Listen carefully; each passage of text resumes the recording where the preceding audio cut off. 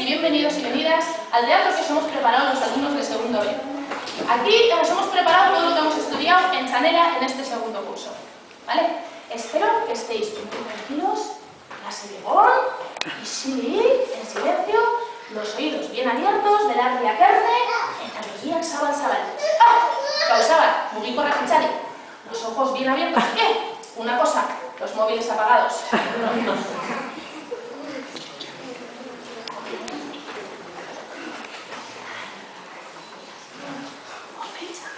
Chanelarekin askikasi dugu aurten ere, bai, eta gauza guztiari berri izan dezazuen ikastaituzugu gaur.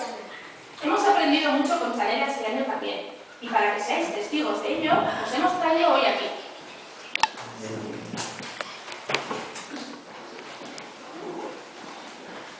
Familiarekin lantzen hasi ginen. Alde batetik familiako partaiak zeintzuk diren. Osaba, izeba, neba, arreba, lengusua, autonomana eta bar. Empezamos trabajando la familia. Por un lado, ¿quiénes son? Tío, tía, hermano, hermana, primos, abuela, abuela, etc.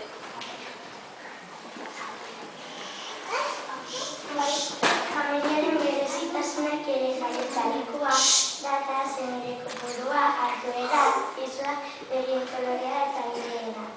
También vemos las diferencias de las familias. Lugar de nacimiento, fecha, número de familiares, alturas, pesos, color de ojos y de pelo.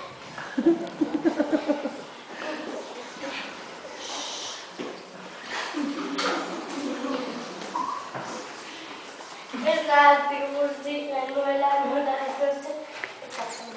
Dutxan jartuaren baita gure jaiotzunaren kartak ere.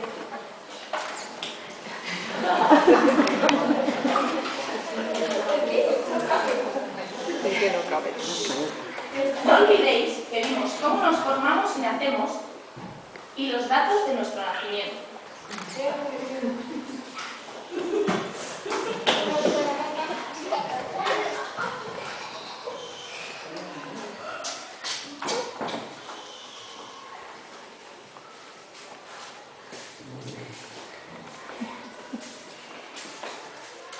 Zerbait berezia izan zen jakitea zentu eta zelako arazo ditu gure etxean.